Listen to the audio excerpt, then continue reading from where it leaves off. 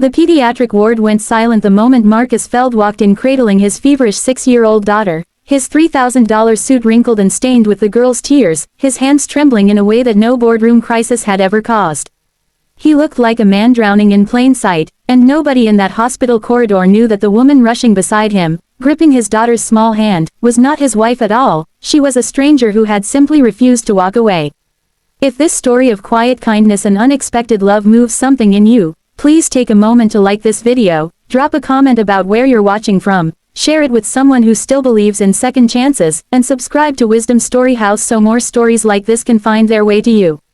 Marcus Feld ran one of the fastest-growing logistics companies on the Eastern Seaboard, a man whose calendar was measured in 15-minute increments and whose name appeared in business magazines beside words like visionary and relentless. But none of that mattered on a bright Tuesday afternoon when his daughter Ren collapsed during her school's outdoor reading hour, her small body burning with a fever that had crept up without warning. The school nurse's call had found him mid-sentence in a shareholder meeting, and he had left without excusing himself, without grabbing his jacket, without a single thought for the empire he had built. There was only Ren, and the terrifying stillness in her eyes when he reached the nurse's office and found her barely able to stand.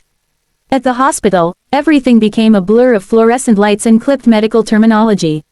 Marcus stood at the check-in desk fumbling for his wallet, his hands shaking so badly he could not find his insurance card, and Ren slumped against his side, half-conscious, whimpering his name. It was in that exact moment of helplessness that a woman named Odalis Reyes, who had been sitting nearby waiting for her own mother's test results, stepped forward without hesitation. She did not ask if he needed help. She simply took Ren gently by the shoulders, spoke to her in a soft, steady voice, and told the front desk nurse that the girl needed to be seen immediately, her tone carrying the kind of calm authority that made people listen. Odalis was a hospice nurse by profession, used to holding space for fear, and something in her recognized the particular panic of a parent who had run out of solutions. She stayed. She did not have to, and there was no reason for her to, but she stayed through the initial examination, through the anxious pacing in the hallway, through the moment the doctor mentioned the words, "We need to run more tests," and Marcus's face drained of all color. When a nurse absent-mindedly asked if she was the mother, needing someone to sign a consent form, Odalis glanced at Marcus, saw the exhaustion and grief and fear tangled together in his eyes, and something in her simply could not correct the mistake. She picked up the pen and signed where indicated, not as a lie, but as an act of mercy for a man who looked like he might shatter if one more thing was asked of him. For the next 6 hours, in a hospital that did not know their story, they became, in every practical sense, a family. Odalis held Ren's hand during the IV insertion, hummed an old lullaby her own mother used to sing, and stayed pressed against Marcus's side in the waiting room chairs when the test results were delayed past midnight. Marcus, a man used to commanding rooms and being obeyed, found himself unable to speak, unable to function, and yet strangely steadied by the quiet presence of a woman he had met only hours earlier. When the doctor finally returned with news that Ren had a severe but treatable infection, requiring several days of hospitalization but nothing life-threatening, Marcus wept right there in the corridor, his shoulders shaking with a release of terror he hadn't let himself feel until it was safe to feel it. Odalis put a hand on his back, and neither of them commented on how natural it felt. Over the following days, as Ren recovered in her hospital bed with cartoons flickering on the wall-mounted television, Odalis kept returning. She told herself it was because she cared about the child, because Ren had begun asking for her by name, because it felt cruel to disappear from a little girl's life the moment the danger passed. But the truth, one she barely admitted to herself in the quiet hours of night, was that she had begun to care about Marcus too, not the CEO, not the name in the business articles, but the man who read bedtime stories in a cracked, tired voice, who apologized to hospital staff for being short-tempered out of fear, who once broke down crying in a stairwell because he did not know how to be enough for his daughter alone. Marcus had been raising Ren by himself for 3 years, ever since his wife had left them both without explanation or warning, taking nothing but her belongings and leaving behind a hole in their home that money could never fill. He had thrown himself into work because work did not require him to feel anything, and somewhere in the relentless climb toward success, he had forgotten how to let anyone close. Odalis, without meaning to, cracked something open in him simply by being present, by asking nothing of him, by staying not because of obligation but because she chose to. The hospital staff continued to assume they were married, commenting on what a devoted husband he was, praising them as a lovely couple raising a strong little girl, and each time, Odalis felt the words rise in her throat to correct them, and each time, she swallowed them back down.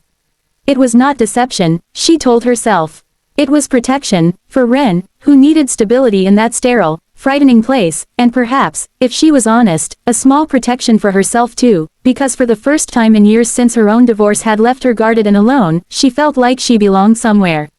When Ren was finally discharged on a golden, sunlit morning, Marcus stood in the hospital parking lot holding his daughter's hand, and for a long, aching moment, he did not know how to say goodbye to the woman who had become, without any formal agreement, part of the fabric of the worst week of his life.